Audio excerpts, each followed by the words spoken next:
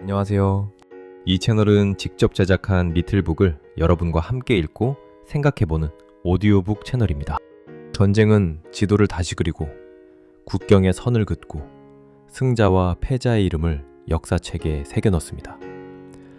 하지만 그 모든 거대한 변화의 먼지가 가라앉고 난 뒤 사람들의 기억 속에 가장 깊고 선명하게 남는 것은 결국 한 인간이 생의 마지막 순간에 무엇을 선택했는가 하는 본질적인 질문입니다.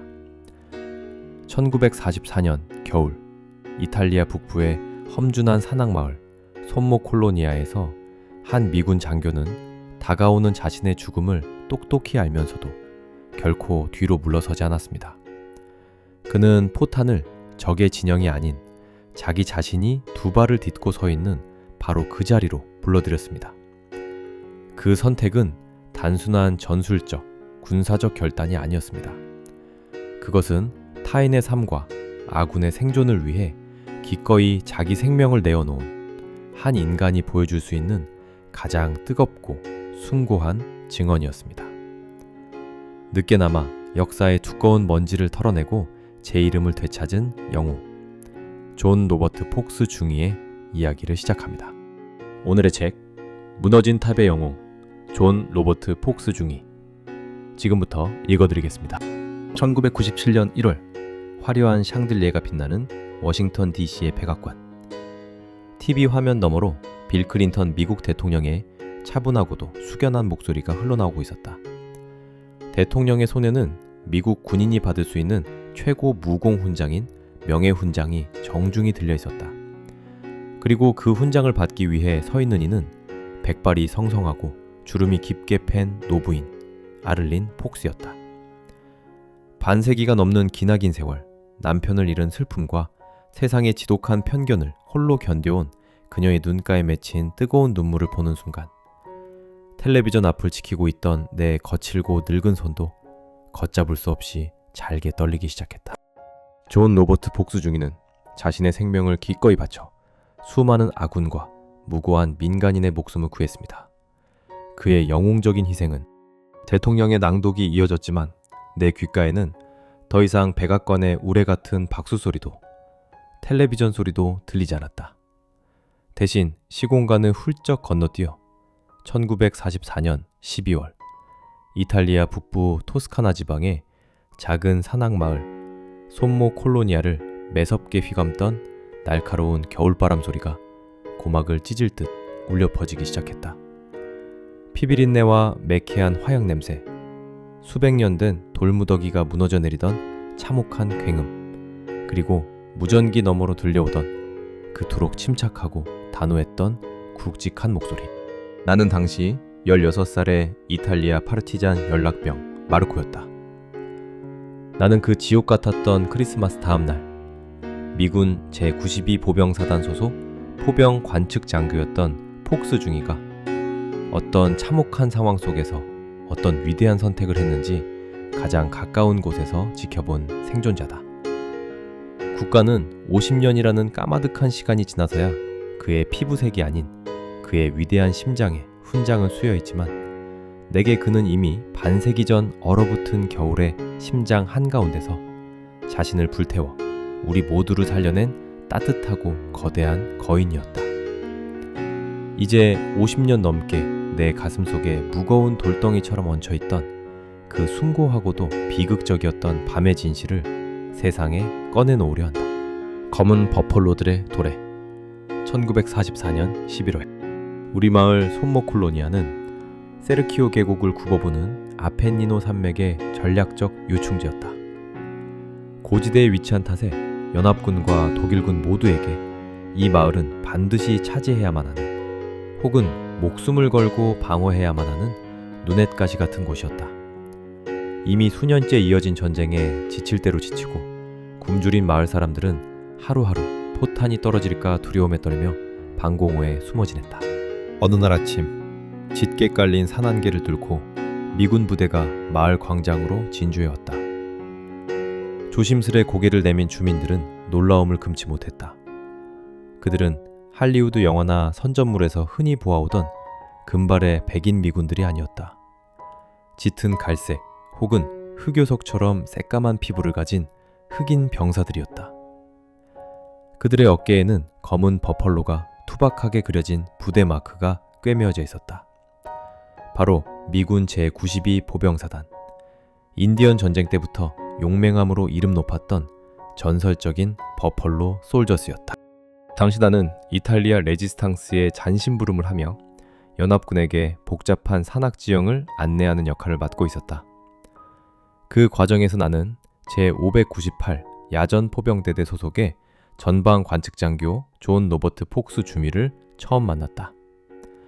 그는 190cm가 넘는 큰 키에 다부진 체격, 그리고 항상 깊은 철학적 사색에 잠겨있는 듯한 차분하고 지적인 눈빛을 가진 29살의 청년이었다.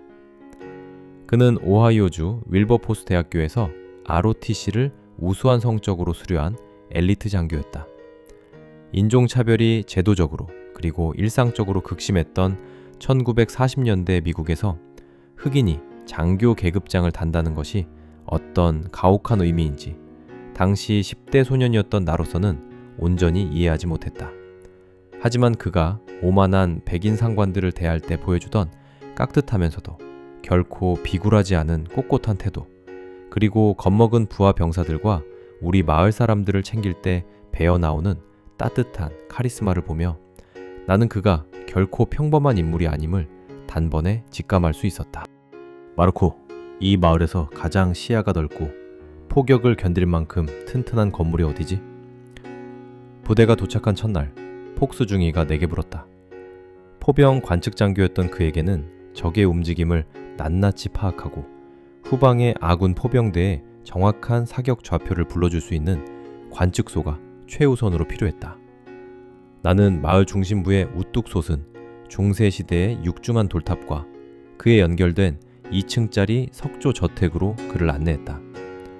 수백 년 된 두꺼운 돌벽을 자랑하는 그 건물의 2층 창문에 서면 세르키오 계곡을 따라 뱀처럼 길게 늘어선 독일군 방어선과 산비탈의 빽빽한 숲이 한눈에 들어왔다. 완벽하군. 여기가 우리의 눈이 될 거다. 그는 만족스러운 미소를 지으며 무전병들에게 지시를 내렸다. 육중한 SCR-300 무전기가 2층 방 한가운데 자리 잡았고 안테나가 창문 밖으로 길게 뻗어나갔다. 망원경과 작전지도, 나침반이 탁자 위에 빈틈없이 펼쳐졌다. 그곳이 바로 폭스 중위와 몇몇 무전병들, 그리고 안내역이었던 내가 머물게 될 요새이자 며칠 뒤 세계 전쟁사의 길이 남을 비극의 무대가 될 장소였다. 폭풍 전야, 그리고 조용한 고백. 1944년의 크리스마스가 다가왔지만 전선에는 축복이나 기쁨을 찾아볼 수 없었다. 칼을 에이는 듯한 끔찍한 추위와 무릎까지 차오르는 폭설만이 손목 콜로니아를 하얗게 뒤덮고 있었다. 최전선의 긴장감은 당장이라도 끊어질 듯 팽팽한 활 시위 같았다. 계곡 너머 어두운 숲속에서는 밤마다 정체를 알 수 없는 수많은 군화 소리와 전차의 궤도음이 들려왔고, 이는 독일군이 무언가 거대하고 파괴적인 공세를 준비하고 있다는 불길한 징조였다. 크리스마스 이브 밤, 관측소 2층은 얼음장처럼 차가웠다. 불빛이 새어나가 적의 저격수나 야포의 표적이 될까봐 작은 난로조차 피울 수 없었다. 우리는 군용 모포를 2겹씩 뒤집어 쓴 채 몸을 떨며 추위를 견뎠다. 폭스 중위는 희미하게 새어 들어오는 달빛의 의지에 지도를 뚫어지게 들여다보고 있었다. 그의 입에는 불이 붙지 않은 낡은 파이프가 물려 있었다. 중위님, 솔직히 두렵지 않으신가요? 덜덜 떨리는 목소리로 내가 물었다. 그는 지도에서 눈을 떼지 않은 채 특유의 부드럽고 굵은 목소리로 대답했다. 두려움은 누구나 느끼는 거란다, 마르코. 이 전선에서 두려움을 느끼지 않는다면 그건 바보거나 거짓말쟁이겠지. 중요한 건 그 압도적인 두려움 속에서도 자신이 마땅히 해야 할 일을 결코 잊지 않는 거야. 그는 품속에서 가장자리 해진 낡은 지갑을 꺼내어 조심스레 펼쳤다. 그 안에는 환하게 웃고 있는 아름다운 흑인 여성과 천사같이 귀여운 어린 딸의 흑백 사진이 들어있었다. 사진을 바라보는 그의 눈빛이 한없이 부드러워졌다. 내 아내 아를린, 그리고 내 딸 산드라다. 내가 이 멀고 추운 타국 땅에 총을 들고 서 있는 유일한 이유지. 미국은 흑인들에게 좋은 나라인가요? 나는 예전에 파르티잔 어른들이 미군의 인종 분리 정책과 흑인들에 대한 린치에 대해 수군거리던 것을 떠올리며 조심스럽게 물었다. 폭스중이의 눈빛이 잠시 슬프게 흔들렸지만 이내 바위처럼 단호해졌다. 아직 완벽한 나라는 아니지. 우리가 성조기를 위해 군복을 입고 피를 흘려도 고향에 돌아가면 백인들과 같은 버스에 타지 못하고 식당 뒷문으로 들어가야 할 때가 많단다. 하지만 마르코, 이 군복과 내가 짊어진 책임감은 진짜야. 만약 우리가 여기서 이 파시스트들의 광기를 멈추지 않는다면 내 딸 산드라가 살아갈 세상은 지금보다 훨씬 더 끔찍해질 테니까. 나는 단지 차별받는 흑인으로서가 아니라 자유와 평등을 믿는 한 명의 인간으로서 이곳에 서 있는 거다. 언젠가 우리의 이 피 흘림이 내 조국 미국을 더 나은 곳으로 만들 거라 믿으면서 말이야. 그의 목소리에는 차별에 대한 어떠한 원망이나 증오도 없었다. 오직 확고한 신념과 가족을 향한 사랑, 그리고 굳건한 결의만이 가득했다. 나는 그날 밤 두꺼운 모포 속에서 그의 사진 속 미소 짓는 아내와 딸을 떠올리며 전쟁통에서 처음으로 평온하게 잠이 들 수 있었다. 하지만 그것이 폭풍 전의 마지막 고요라는 사실을 우리는 까맣게 알지 못했다. 겨울 폭풍 작전의 시작. 12월 26일 새벽 4시. 크리스마스의 여운이 채에 가시기도 전 대지가 발작하듯 미친 듯이 요동치기 시작했다. 귀를 찢는 듯한 연쇄적인 포격 소리에 나는 비명을 지르며 침낭에서 튕겨져 나왔다. 손목 콜로니아의 좁은 골목길과 지붕 위로 박격포탄과 야포탄이 거대한 우박처럼 쏟아지기 시작했다. 수백 년 된 오래된 돌집들이 비명을 지르며 무너져 내렸고 숨을 쉴 수 없을 만큼 매캐한 화약 연기와 돌먼지가 공기를 가득 채웠다. 적의 기습 포격이다! 전원 전투 위치로! 폭스 중이의 사자우 같은 외침이 폭음 사이로 울려 퍼졌다. 그는 이미 창가에 바짝 붙어 망원경으로 어둠 속 불꽃이 튀는 곳을 노려보고 있었다. 마침내 독일군과 파시스트 연합군의 대규모 공세인 겨울 폭풍 작전이 시작된 것이다. 이 공세는 무솔리니에 충성하는 극우 이탈리아 파시스트 군대와 정예 독일군 보병 부대가 연합하여 얇은 미제 92사단의 방어선을 뚫고 아페니노 산맥의 주도권을 단수면에 되찾기 위해 벌인 절망적이고도 치명적인 기습이었다. 당시 손모 콜로니아에 주둔 중인 미군은 폭스 중이가 속한 366 보병연대의 극소수 병력과 무장이 빈약한 파르티잔 몇십 명이 전부였다. 우리의 방어선은 종이장처럼 얇았고 물밀듯이 밀려오는 적의 수는 절망적일 만큼 압도적이었다. 관측소 통신 확인. 후방포대 즉시 응답하라. 무전병이 덜덜 떨리는 손으로 마이크를 붙잡고 소리쳤다. 여기는 파이어라이트 6. 적의 대규모 보병 병력이 계곡을 따라 무서운 속도로 올라오고 있다. 좌표 458 321. 긴급 사격 요청. 즉시 발포하라. 폭스 중위는 포탄이 빗발치는 와중에도 믿을 수 없을 만큼 침착하게, 그러나 빠른 속도로 무전병을 통해 후방 대대에 포격을 유도하기 시작했다. 수분 후 후방에서 날아온 아군의 105mm 곡사포탄이 적의 진격로에 떨어지며 거대한 섬광이 일었다. 하지만 망원경을 쥔 폭스 중위의 턱관절은 점점 굳어져 갔다. 적의 물결은 끝이 없었다. 어둠을 틈타 눈 덮인 산비탈을 타고 올라온 오스트리아 산악병들과 파시스트 군대가 이미 마을 외곽 방어선을 유린하고 골목길 안쪽으로 쏟아져 들어오고 있었다. 총격전이 순식간에 마을 내부로 번졌다. 미군의 톰슨 기관단총이 내뿜는 투박한 연사소리와 히틀러의 전기톱이라 불리는 독일군 MG42 기관총에 소름 끼치는 발사음이 뒤섞여 생지옥을 연출했다. 중위님, 1소대가 완전히 밀리고 있습니다. 적들이 너무 많습니다. 아래층에서 뛰어올라온 보병 통신병이 피투성이가 된 헬멧을 벗어던지며 절규했다. 마을 광장은 이미 학살의 현장이었다. 연합군에 협력했던 마을 주민들이 짐을 챙길 새도 없이 아이들의 손을 질그릇 끌듯 잡고 남쪽으로 필사적으로 도망치기 시작했다. 미군 병사들도 민간인들의 철수를 엄호하며 시가전을 벌인 끝에 조금씩 밖으로 후퇴하고 있었다. 마르코, 당장 마을 사람들을 따라 남쪽으로 도망쳐. 여긴 10분 내로 놈들에게 완전히 점령당한다. 폭스 중이가 넋을 잃고 있는 내 어깨를 거칠게 움켜쥐며 소리쳤다.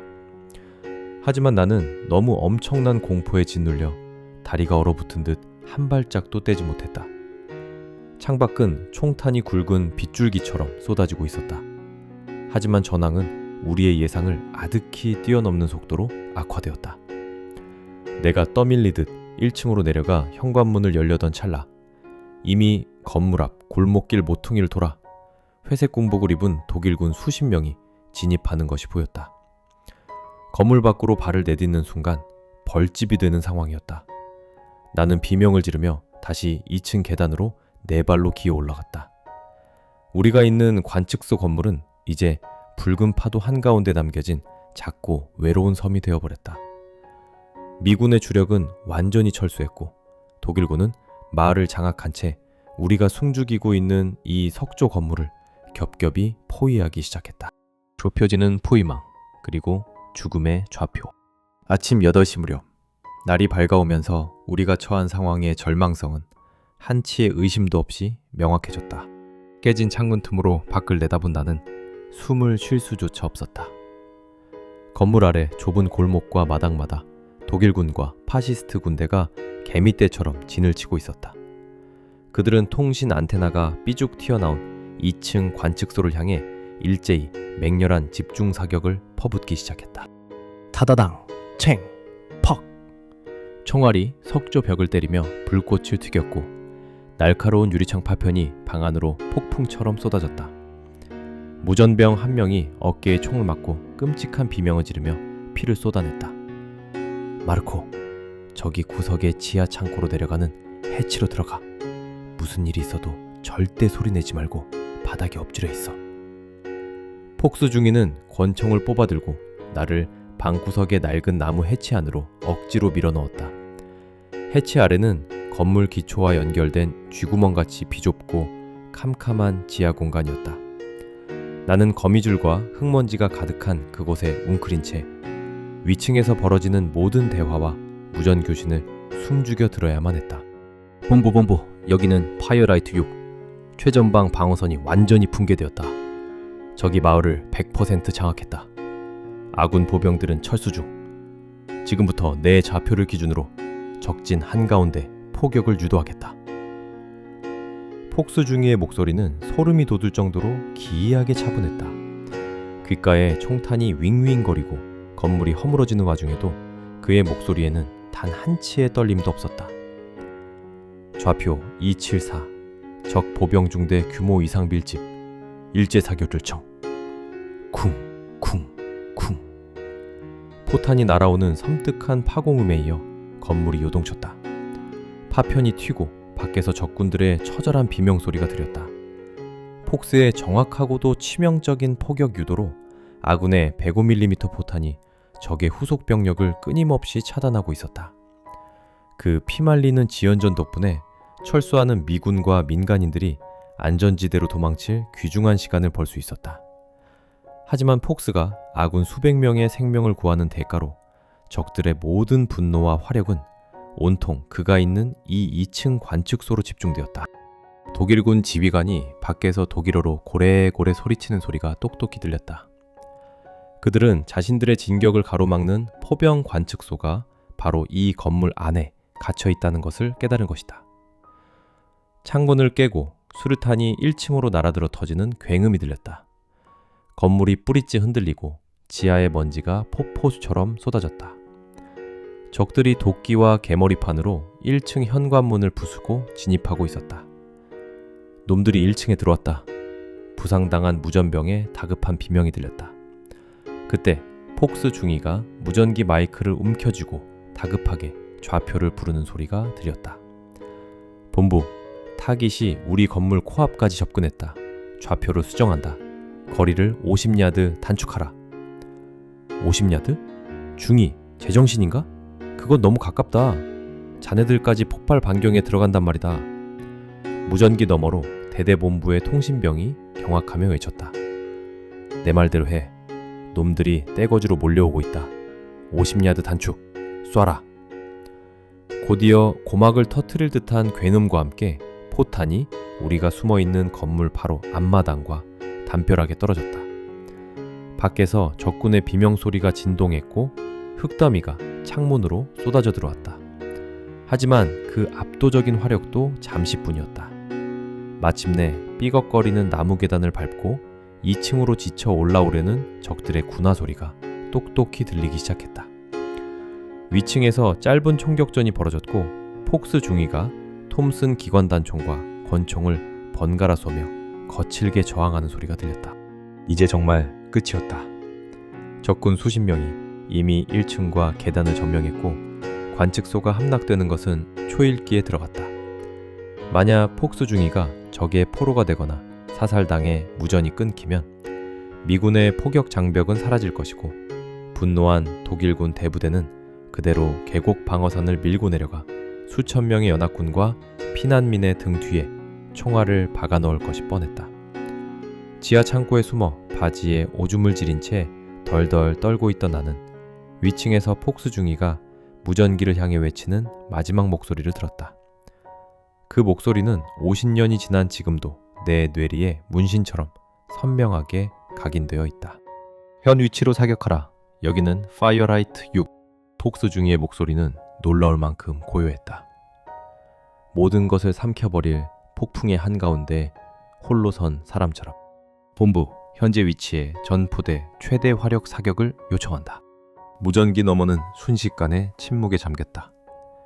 그 좌표가 바로 폭스 중위 자신이 있는 관측소였기 때문이다. 곧 598 야전 포병 대대장 클레멘츠 대령의 다급한 외침이 터져나왔다. 폭스 중위, 그건 자네 위치다. 거기에 포격하면 자네들도 죽어. 승인할 수 없어. 그 말은 지하에 숨어있던 내 귀에도 또렷이 들렸다. 심장이 내려앉는 것 같았다. 폭스 중위는 지금 자기 머리 위로 아군의 포탄을 쏟아붓게 하려는 것이었다. 그러나 그의 목소리에는 망설임이 없었다. 그는 문을 부수고 들이닥치는 적들을 향해 남은 총탄을 퍼붓고 다시 무전기를 들었다.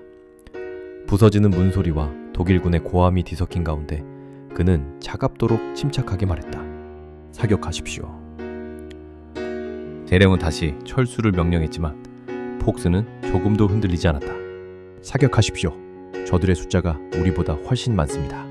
그 짧고 단호한 사자우 같은 외침. 그것은 한 명의 장교가 대대 전체를 구하기 위해, 수백 명의 죄 없는 민간인을 살리기 위해, 그리고 자신이 믿는 조국의 승리와 딸의 미래를 위해 기꺼이 자신의 목숨을 희생의 제단에 올리는 성스러운 선언이었다. 무전기 너머로 무거운, 너무나도 무겁고 끔찍한 침묵이 흘렀다. 클레멘츠 대령은 그 좌표가 의미하는 바가 무엇인지 뼈저리게 알면서도 동시에 전술적으로 폭스 중위의 차가운 판단이 완벽하게 옳다는 것을 부정할 수 없었다. 마을을 가득 메운 적의 공세를 끊어내고 수천 명을 살릴 유일한 방법은 폭스 중위가 있는 관측소 자체를 적들과 함께 지도상에서 완전히 날려버리는 것뿐이었다. 영겁과도 같았던 10여 초가 흐르고 마침내 피를 토하듯 목이 맨 포대장의 목소리가 들려왔다. 신이 자네와 함께하기에 전력사격, 전포대, 해당 좌표로 일제사격 개시. 그 참혹한 교신을 끝으로 무전기는 탁 소리를 내며 꺼졌다.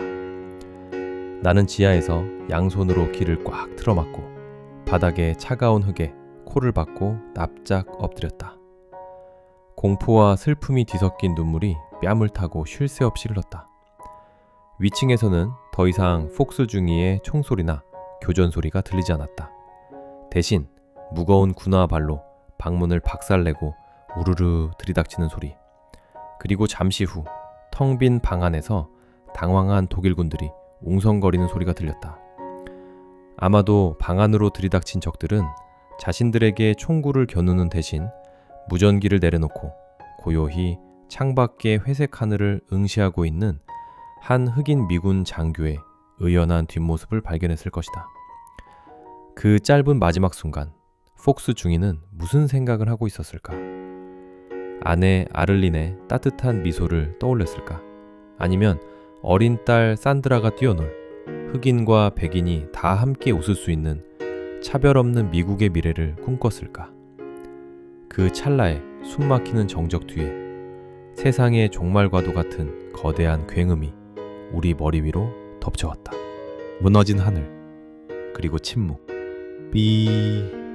산등성이 넘어 후방대대에서 날아온 수십 발의 105mm 고폭탄이 하늘의 공기를 거칠게 찢으며 날아오는 소리였다.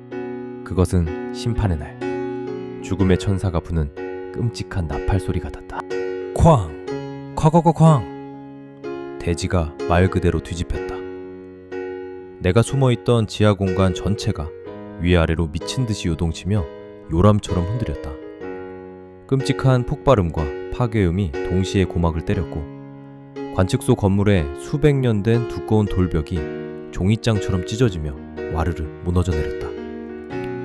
천장을 지탱하던 굵은 나무 기둥들이 성냥개비처럼 부러지는 소리, 수톤의 돌 무더기가 비처럼 쏟아지는 소리, 그리고 건물 안팎을 개미떼처럼 가득 채우고 있던 독일군들의 단발마적인 비명이 연쇄적인 폭음에 무참히 먹혀들어갔다. 수백 파운드의 폭약이 한치의 오차도 없이 폭스 중위가 직접 자신의 입으로 불렀던 좌표, 즉 건물의 정수리에 정확히 꽂힌 것이다. 지하 해치 위로 엄청난 무게의 건물 잔해들이 쏟아져 내렸고 짙은 흙먼지와 화약 연기가 좁은 틈새로 밀려들어와 도저히 숨을 쉴 수가 없었다. 내 고막은 이미 터진 듯 삐 하는 이명만이 가득했고 온몸은 거대한 바위에 짓눌리던 듯 옴짝달싹할 수 없었다. 나는 피 섞인 먼지를 들이마시며 고통스럽게 기침을 하다가 결국 거대한 공포와 물리적 충격 속에서 그대로 의식을 잃고 말았다. 얼마나 깊고 오랜 시간이 지났을까? 다시 눈을 떴을 때는 질식할 것 같은 칠흑 같은 어둠 속이었다. 위층에서 나던 그 시끄럽던 기관총 소리도 끔찍한 대포 소리도 기세등등했던 독일군들의 고함 소리도 모두 흔적 없이 사라져 있었다. 오직 무너진 돌무더기 잔해 틈새로 유령처럼 스며드는 차가운 겨울바람 소리와 저 멀리 계곡 끝에서 간헐적으로 들려오는 둔탁한 포성만이 이 세상이 아직 끝나지 않았음을 간신히 알려주고 있었다. 폭스 중위가 목숨을 바쳐 이끌어낸 마지막 포격은 완벽하게 적중했다. 이 엄청나고도 결단력 있는 자가 포격은 손모 콜로니아 마을 중심부를 가득 메우고 있던 독일군과 파시스트 군대에게 회복 불가능한 막대한 타격을 입혔고 그들의 지휘 체계와 진격 의지를 완전히 꺾어버렸다. 폭스가 자신의 생명과 맞바꿔 벌어준 그 피해 시간 덕분에 미군 주력 부대는 후방에서 전열을 완벽히 가다듬고 성공적인 저지선을 구축할 수 있었고 우리 마을의 수많은 민간인들은 단 한 명의 사상자 없이 무사히 안전지대로 피신할 수 있었다. 나는 무너진 건물 잔해 밑에 쥐처럼 갇힌 채 이틀이라는 시간 동안 그곳에서 끔찍한 추위와 탈수, 굶주림을 견뎠다. 그리고 며칠 후 미군과 파르티잔의 대대적인 반격이 시작되어 마을을 다시 탈환했을 때 무너진 돌무더기를 파헤치던 미군 구조대의 손에 의해 기적적으로 목숨을 건질 수 있었다. 수많은 시신, 그리고 빛나는 별.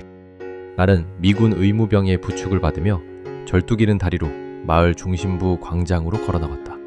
내 기억 속에 우뚝 솟아있던 웅장한 돌저택과 관측소 탑은 온데간데 없고 오직 폭격에 녹아내린 거대한 돌무덤만이 흉물스럽게 솟아있었다. 침통하고 숙연한 표정의 미군 병사들이 조심스레 돌무더기 잔해를 걷어내고 있었다.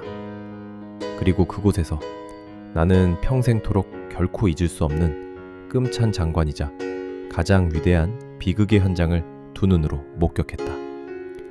산산조각이 난 관측소 건물의 중심부 터에서 마침내 존 로버트 폭스 중위의 훼손된 시신이 발견되었다.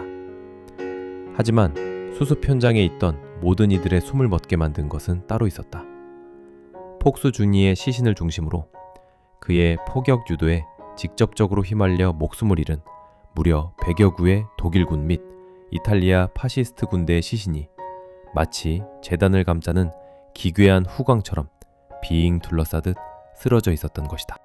수많은 적군의 시체, 산 한가운데에 고요히 누워있는 한 명의 흑인 미군 장교. 그것은 마치 고대의 영웅 서사시에서나 나올 법한 인간의 상상력을 초월하는 압도적이고 숭고한 죽음의 풍경이었다. 그는 마지막 순간 철저히 혼자였지만 혼자서 100명의 적을 지옥으로 데려갔고 그 끔찍한 대가로 수천 명의 아군과 민간인을 죽음의 턱 밑에서 구원해낸 것이다. 무너진 잔해 속에서 그의 시신을 흙먼지 묻은 담요로 감싸 안던 미군 병사들은 피부색이 하얗든 까맣든 간에 모두 말없이 철모를 벗어 가슴에 얹고 깊은 목념을 올렸다. 1940년대 미국 사회를 지배하던 그 지독하고 견고했던 인종차별의 벽조차도 폭스 중위가 피로써 증명해낸 인간으로서의 가장 위대한 희생 앞에서는 산산이 부서져 내렸다. 나 역시 피투성이가 된 무릎을 그 잿더미 위에 꿇고 내가 평생을 살며 본 가장 위대하고 아름다운 사내를 위해 십자성호를 그으며 엉엉 소리내어 오열했다. 하지만 전쟁이 끝난 후 현실은 차가웠다. 미국은 자신들의 조국을 구한 흑인 영웅을 제대로 예우하지 않았다. 당시 백인 우월주의가 팽배했던 미 군부 수뇌부는 흑인 병사들의 전투 공로를 의도적으로 축소하고 최고 무공훈장 후열을 기피하는 씻을 수 없는 역사적 과오를 저질렀다. 폭스 중위의 그 숭고한 희생 역시 오랫동안 군에 먼지 쌓인 문서고 한 구석에 깊이 묻혀버렸고 오직 기적적으로 생존한 그의 부대원들과 그에게 목숨을 빚진 우리 손모 콜로니아 마을 사람들의 가슴속에서만 조용히 살아 숨쉴 뿐이었다. 1997년 부활한 영웅의 이름. 화려한 텔레비전 화면 속 백악관의 행사장. 반세기가 넘는 기나긴 시간이 흘러 클린턴 대통령은 마침내 역사 속에 파묻혀 있던 존 로버트 폭스 중위에게 미국 최고의 영예인 명예훈장을 추서했다. 1990년대 초반 시작된 미군의 철저한 과거 기록 재검토를 통해 단지 피부색이 다르다는 이유 하나만으로 정당한 평가를 받지 못했던 흑인 영웅들의 핏빛 공적이 마침내 세상의 빛을 보게 된 결과였다. 리망인 아를린 폭스는 남편의 영혼이 담긴 그 무거운 훈장을 가슴 깊이 품고 50년 동안 참아온 눈물을 흘렸다. 낡은 지갑의 사진 속에서 앳된 얼굴로 아빠가 돌아오기만을 기다리던 어린 딸 산드라는 어느새 머리가 희끗희끗한 중년의 여인이 되어 자랑스러운 어머니의 곁을 든든히 지키고 있었다. 그는 자신의 삶 전체를 바쳐 국가와 인류가 진정으로 추구하고 지켜야 할 가치가 무엇인지 증명했습니다. 존 알 폭스 중위, 당신의 나라는 너무 늦었지만 이제야 당신에게 진 빚을 갚습니다. 대통령의 진심 어린 연설을 들으며 늙어버린 파르티잔 소년이었던 나는 텔레비전 앞에서 조용히 두 눈을 감았다. 내가 아직도 살고 있는 우리 마을 손모 콜로니아 광장 한편에는 지금도 그를 기리는 작은 평화의 기념비가 세워져 있다. 마을 사람들은 매년 크리스마스 다음 날이 되면 50년 전 자신들을 살리기 위해 기꺼이 자신의 머리 위로 죽음의 포탄을 불렀던 낯선 타국의 이방인, 아니 우리의 영원한 수호자를 위해 정성껏 꽃을 바치고 눈물의 기도를 올린다. 사격하십시오. 저들의 숫자가 우리보다 훨씬 많습니다. 내 귓가에 아직도 그날 밤 무너지는 관측소 2층에서 들려오던 폭스 중위의 결연하고 흔들림 없는 목소리가 환청처럼 맴돈다. 그는 흑인도 백인도 아닌 가장 눈부시고 고결한 인간 그 자체로서 절망의 끝자락에 서 있었다. 무너지는 돌탑 속에서 그가 마지막으로 쏘아 올린 것은 파괴와 죽음의 포탄이 아니라 인간이라는 존재가 도달할 수 있는 가장 숭고한 희생과 이타적인 사랑의 불꽃이었다. 창밖으로 1997년의 겨울눈이 1944년의 그날처럼 소리 없이 내리고 있었다. 나는 화면 속의 녹슨 훈장 대신 내 기억 속에 영원히 살아 숨쉬는 젊고 당당한 29살의 흑인 장교 존 로버트 폭스 중위를 향해 거칠고 떨리는 손을 들어 천천히 거수경례를 올렸다. 영웅은 결코 잊혀지지 않는다. 다만 역사가 늦잠에서 깨어나 그를 제대로 부를 적당하고도 정의로운 시간을 묵묵히 기다릴 뿐이다. 역사는 너무 자주 영웅을 늦게 알아보고 정의는 너무 자주 뒤늦게 도착합니다. 그러나 아무리 늦게 도착한 기억이라 할지라도 그것이 끝내 우리 곁에 도착한다면 결코 헛되지 않습니다. 존 로버트 폭스의 이름은 바로 그렇게 우리 곁에 영원히 남았습니다. 한겨울의 차가운 포연 속에서 끝까지 인간의 품위를 지켜낸 위대한 사람으로, 그리고 세상에 철저히 잊혀졌다가 마침내 다시 불려나온 진짜 영웅으로 말입니다. 시대는 차가웠지만 사람의 마음까지 완전히 얼릴 수는 없었습니다. 오늘의 이야기가 그 끝내 사라지지 않는 인간의 온기를 다시 기억하게 해주었기를 바랍니다. 이상 세상의 지식을 리틀북으로 제작하는 고양이, 저자 세이지였습니다.